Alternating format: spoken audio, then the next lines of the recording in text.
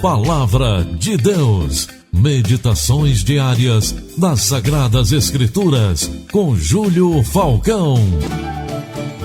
Olá, queridos, que alegria imensa em mais uma vez retornar para o nosso encontro diário. Sou Júlio Falcão, vamos meditar hoje em 2 Reis, capítulo 6, nos versículos 15 e 16, que diz assim: E o servo do homem de Deus se levantou muito cedo e saiu, e eis que um exército tinha cercado a cidade com cavalos e carros. Então o seu servo lhe disse: Ai, meu senhor, que faremos? Não temas, porque mais são os que estão conosco do que os que estão com eles. Ninguém programa uma coisa ruim para o dia seguinte antes de ir deitar para repousar em sua noite de sono.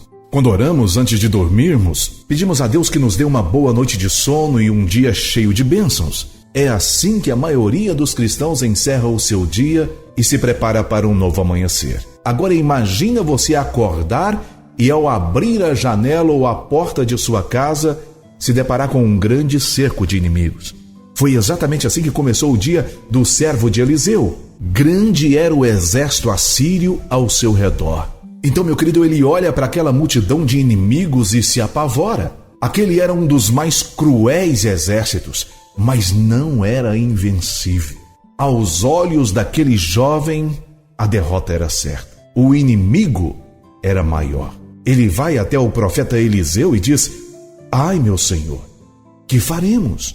Se mostra apavorado, sem saber o que fazer diante dos inimigos.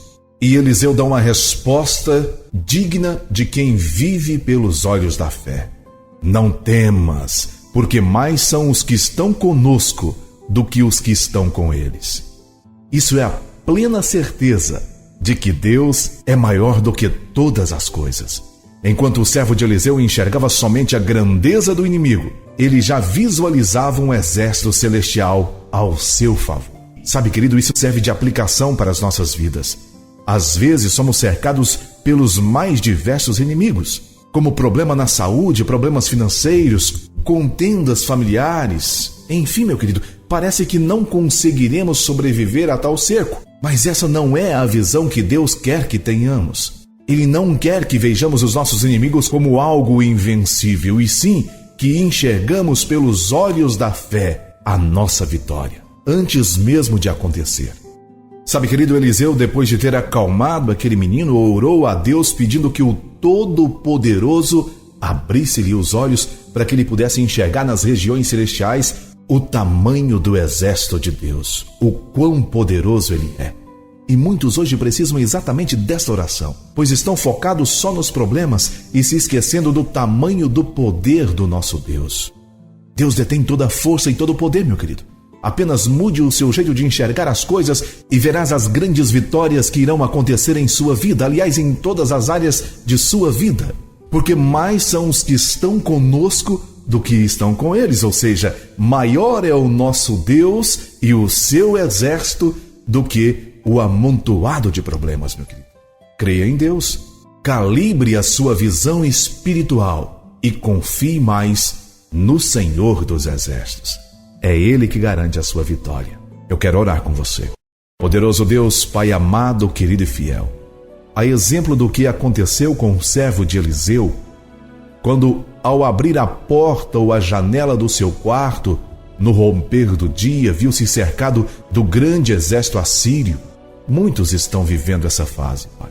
Quando olham ao redor, só encontram problemas, dívidas, contendas, enfermidades, falta de fé. E quando olham para essas situações, só enxergam algo intransponível, porque estão olhando com os olhos carnais. Eu oro agora como Eliseu orou, Pai. Abra os olhos espirituais, para que possam ver quão grande o Senhor é, para que possam enxergar com os olhos da fé quão poderoso é o seu exército celestial.